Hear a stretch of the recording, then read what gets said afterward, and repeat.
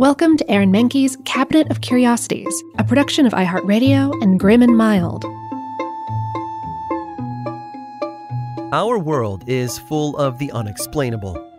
And if history is an open book, all of these amazing tales are right there on display, just waiting for us to explore.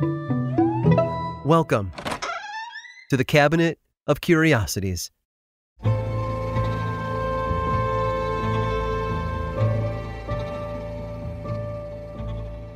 The Revolutionary War was not the only major conflict between the United States and Britain. After America won its independence, it still faced an uphill battle. The British and French began imposing harsh economic sanctions on the United States during the Napoleonic Wars. The Royal Navy also forced American sailors to abandon their ships and serve England instead, a practice known as impressment.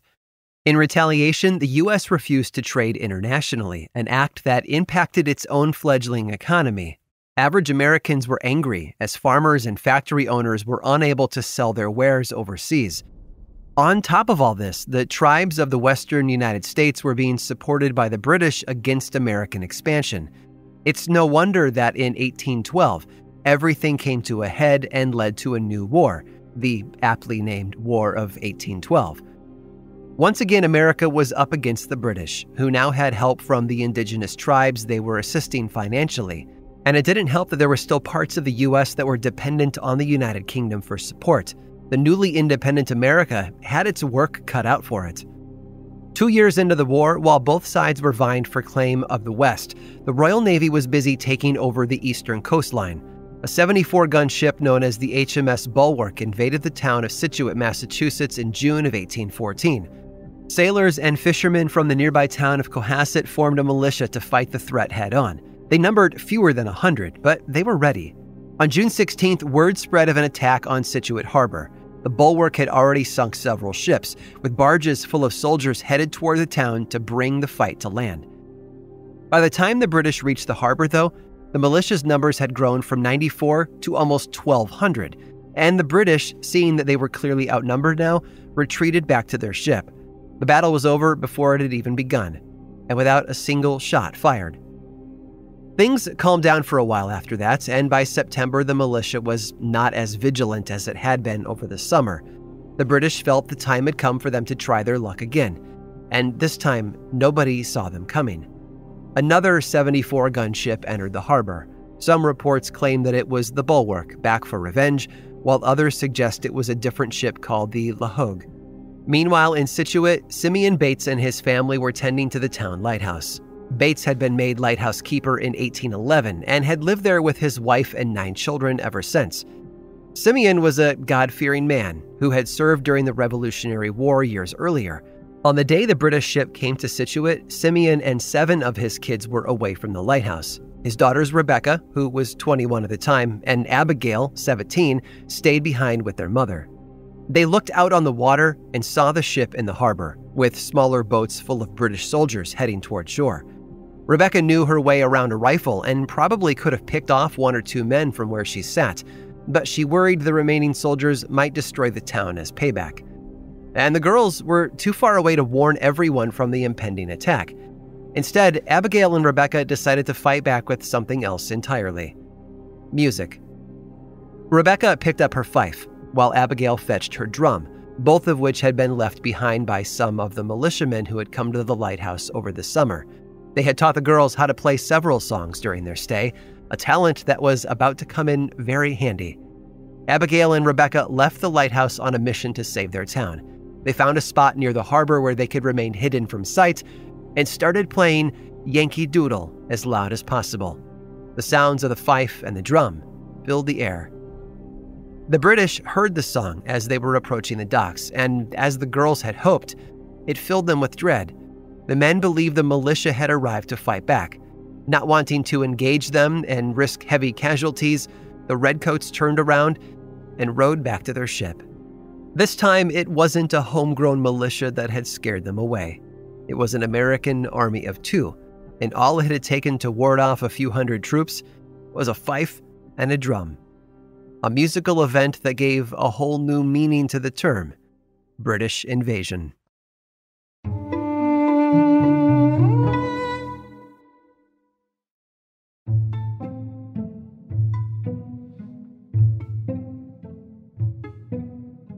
It killed King Edward VII in 1910.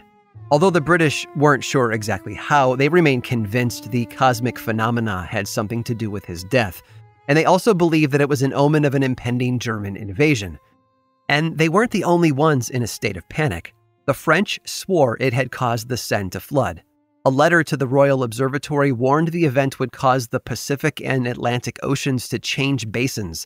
South and North American forests would be swept away. Sharks, whales, ships, and houses would go tumbling together across the deserts and oceans in a mass of chaos. The event in question was Halley's Comet, a ball of volatile ices and dust visible with the naked eye. Named after Edmund Halley in 1758, the periodic or short-term comet can be seen just once every 75 or 76 years. And in 1910, Earth passed through the tail of the comet. Scientists using spectroscopic analysis found that the comet contained the toxic gas cyanogen. In turn, French astronomer Nicolas Camille Flammarion claimed that this gas would penetrate the atmosphere and potentially snuff out all life as we know it. People panicked. They bought gas masks. Con men made a hefty fortune selling anti-comet pills and anti-comet umbrellas. When other world astronomers wrote that the gases were so diffused that they posed no threat, no one listened. Throughout times, comets have caused panic. Ship captains were said to be swayed off course, and cultures believed in cause and effect when it came to such events. If a war or prominent death followed within the year, the comet was an omen, a sort of hindsight bias, if you will. But in 1910, people got really creative.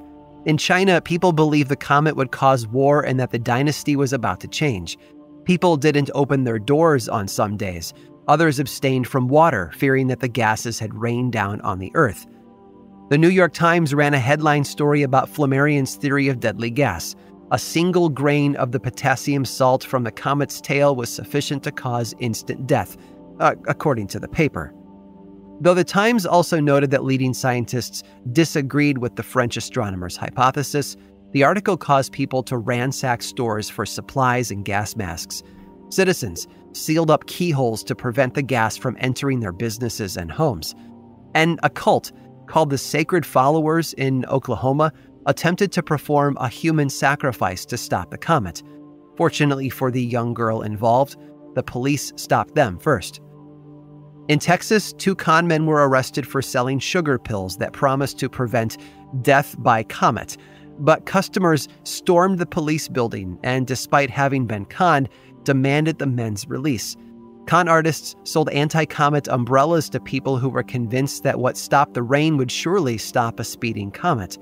And I'm sure there's a joke in there somewhere about a T-Rex trying to hold up an umbrella, but I'll leave that one for you to sort out. In California, a religious prospector nailed his feet and one hand to a cross, and despite the agony, insisted rescuers leave him alone. In Georgia, the Atlanta Journal and Constitution claimed that the cloud cover had surely saved Atlantans from near death. Those who didn't buy into the superstitious hype clamored for telescopes and other viewing devices. They purchased tickets that allowed them to stand on hotel rooftops to be closer to the comet and get a better look. Of course, life on Earth did not end. Well, except for one man who accurately predicted his own death. He'd been born right when the comet passed through in 1835. He jokingly told reporters that God looked at him and the comet and said that they'd come in together and they might as well go out together too. At least, that would be his wish. And uncannily enough, he passed away on April 21st of 1910, when the comet was once again passing the Earth. And that man? Mark Twain. I hope you've enjoyed today's guided tour of the Cabinet of Curiosities. Subscribe for free on Apple Podcasts or learn more about the show by visiting curiositiespodcast.com. This show was created by me, Aaron Mahnke, in partnership with How Stuff Works. I make another award-winning show called Lore, which is a podcast, book series, and television show, and you can learn all about it over at theworldoflore.com. And until next time, stay curious.